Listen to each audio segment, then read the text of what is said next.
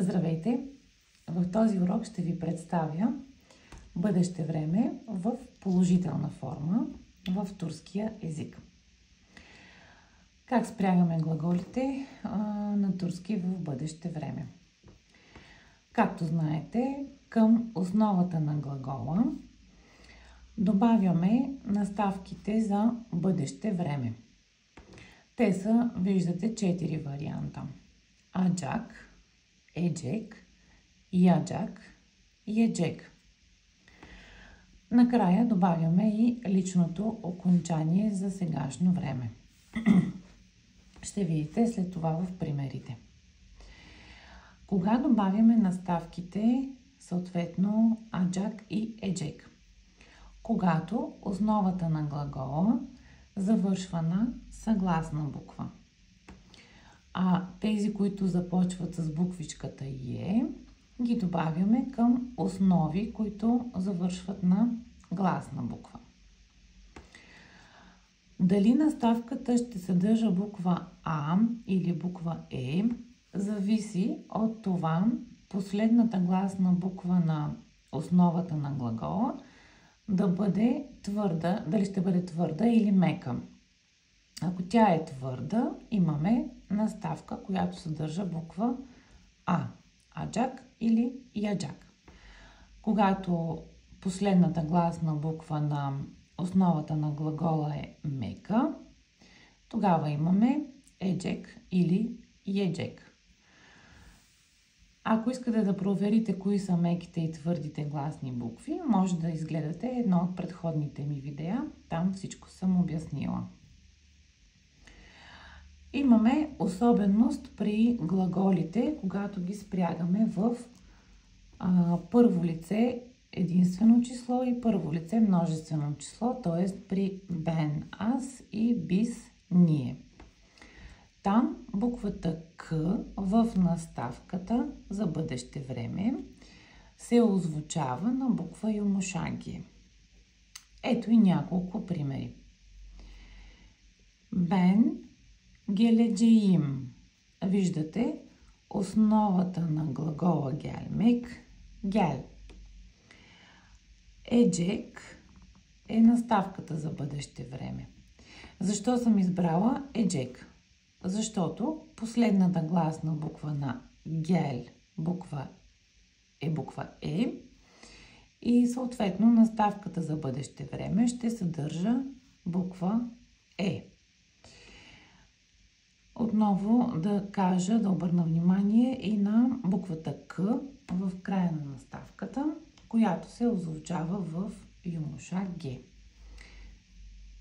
Накрая добавям и личното окончание им в случая. Бен геледжеим. Сен геледжексин.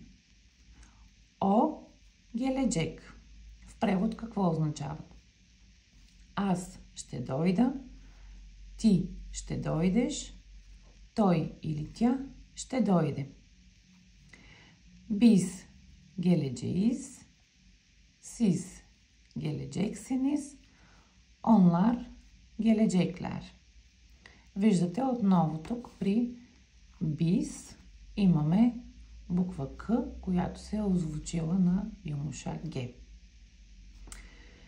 Друг пример имаме глаголът кошмак. Означава тичам. Бен кошаджаъм. Наставката за бъдеще време е аджак, защото последната гласна буква в основата е О, тя е твърда и накрая завършваме с личното окончание ъм. Бен кошаджаъм, аз ще тичам. Сен кошаджаксън, ти ще тичаш. О кошаджак, той или тя ще тича. Biz koşacağız, отново имаме юмуша Г, ще тичаме. Siz koşacaksınız, вие ще тичате. Onlar koşacaklar, те ще тичат. Нещо допълнително да кажа, при множествено число, трето лице множествено число, когато имаме подлога в изречението, в случая онлар, лар и лер в края не са задължителни. Може да се казва онлар кошаджак или онлар геледжек.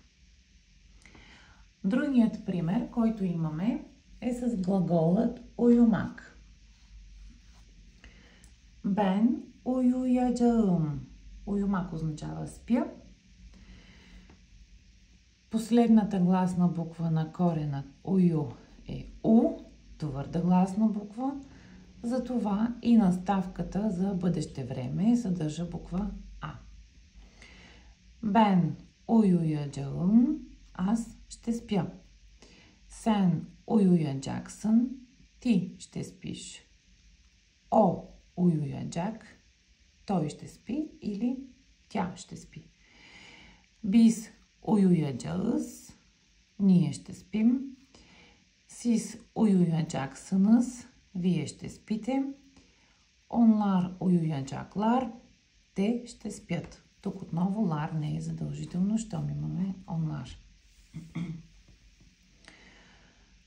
Последният пример, последният глагол, който съм дала за пример, е глаголът сөйлемек, който означава казвам. Бен söyleyeceğim. Последната гласна буква в корена е, тя е мека, затова имаме наставка, съдържаща буква Е. Ben söyleyeceğim. Аз ще кажа. Sen söyleyeceksin. Ти ще кажеш. Той или тя ще каже е о söyleyecek. Biz söyleyeceğiz. Ние ще кажем. Siz söyleyeceksiniz. Вие ще кажете. Onlar söyleyecekler. Те ще кажат. Може би е добре да кажа, че в бъдеще време доста се съкращава глагола при произношение. Например, аз ще спя, бен уюяджам. Така в разговорния се казва бен уюджам. Много се съкращават буквите. Сен уюджаксън или уюджаксън. При гелмек ben geleceğim, sen geleceksin, променят се някои букви, но това е в разговорния. Моя съвет е да научите първо как е на теория и как е правилно да се изговаря целият глагол и след това да си съкращавате глаголите, както го правят и в разговорния турски език. Дала съм и няколко примера. Няколко изречения. Само една секунда. Така. Първото изречение виждате. Ben yarın onunla konuşacağım. Или по-кратичко казан глагола. Ben yarın onunla konuşacağım. Виждате отново буква К се озвучила на юмошан Г, понеже е за първо лице единствено число. Sen birazdan konuşacaksın. Ти след малко ще говориш. Първото може би не го преведох. Ben yarın onunla konuşacağım. Аз ще говоря утре с него или с нея. Минавам на третото. O 2 gün sonra okula gidecek. Той или тя след 2 дни ще отиде или ще ходи на училище. Biz pazar günü köye gideceğiz. Или biz pazar günü köye gideceğiz. Пазар günü, обърнете внимание, е написано с главна буква, защото дните от седмицата в турски език се пишат с главна буква. Siz dersten sonra ne yapacaksınız? Вие след урок какво ще правите? Тук имаме въпросително изречение, понеже имаме и въпросителна дума какво, но самият глагол yapmak правя си е спрегнат в положителна форма. Siz dersten sonra ne yapacaksınız? Onlar bu filmi ne zaman izleyecekler?